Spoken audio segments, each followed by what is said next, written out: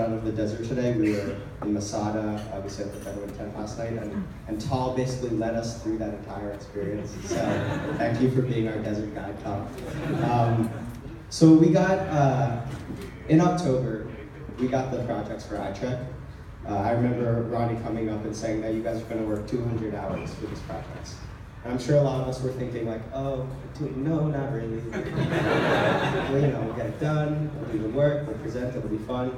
And I think in hindsight, we all can all look back and say, wow, that was a long 200 hours.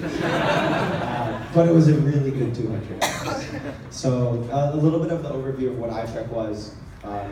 In October, we got a list of startups that we were going to be working with. We were able to form teams around startups that were interesting to us and get projects and work with them.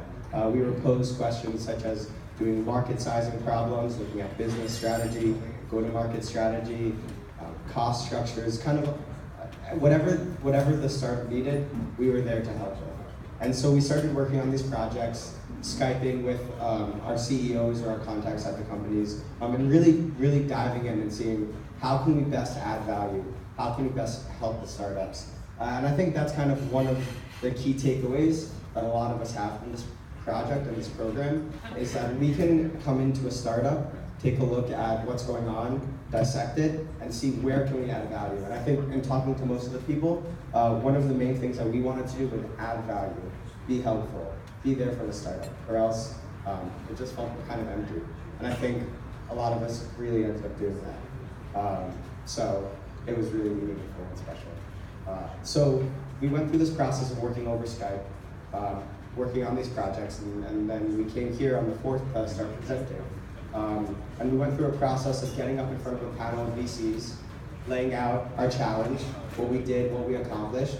We actually followed up our CEOs of our companies presenting, so we kind of got to interact with VCs in a very unique way, because we heard feedback on the startup and for our own presentations.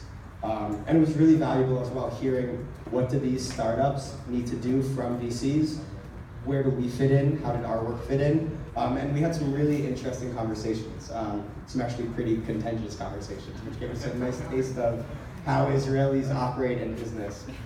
So that was pretty nice, a cultural thing, but it was really good learning as well. So we came here, we gave our presentations, and we got to go to some really cool companies. We went to Amdocs, where we learned about design thinking on top of our presentations. We went to Lumi, where we were able to learn about banking and the tech sector. We went to Nielsen Innovation, and we really learned about what an incubator looks like in Israel. Kind of some talks about where the government came into that as well. We went to the Google Ventures building, where we made a really cool root machine. Not sure where that fits in with startups, but it was a really good way to get our creative juices flowing. We're going to EY tomorrow, which is going to be great. And we had 2 days with the Shankar design students, which was a really amazing experience for all of us. Being able to be paired up with design students, take a look at a problem and see the work that they can do in 3 days in building a product or building something, and being able to create a business plan around that was a really awesome experience. And there's some really talented design students in Israel, so that was really cool to see. So we had our projects, we had this companies in learning, but one of the also really meaningful aspects of this project and this program was learning about Israel and the culture. And the conflict, and the Arab-Israeli conflict. And that was actually something that really came up a lot in this process. We had a few speakers. We went and took a bus tour and saw the barrier in Jerusalem, as well as going to the old city in Jerusalem and seeing all the corridors next to each other.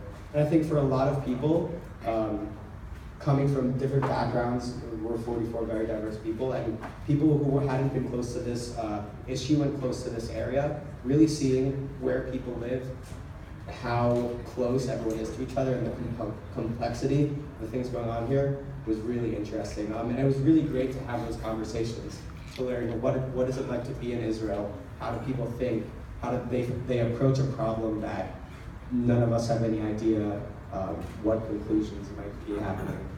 So that was another really meaningful part of the project. It added a lot of depth to it, not just in the business sense, but also the cultural, personal sense. And speaking as someone who has lived in Tel Aviv previously and grew up with cultural ties to Israel, it was really special to be able to share that with my classmates. And then we had fun as well. So we got to really experience the Tel Aviv nightlife, the culture. I think they took us out to food every night. I think we may have had all-you-can-eat food every night, and I know I put on 8 pounds, so I don't know about the rest of you.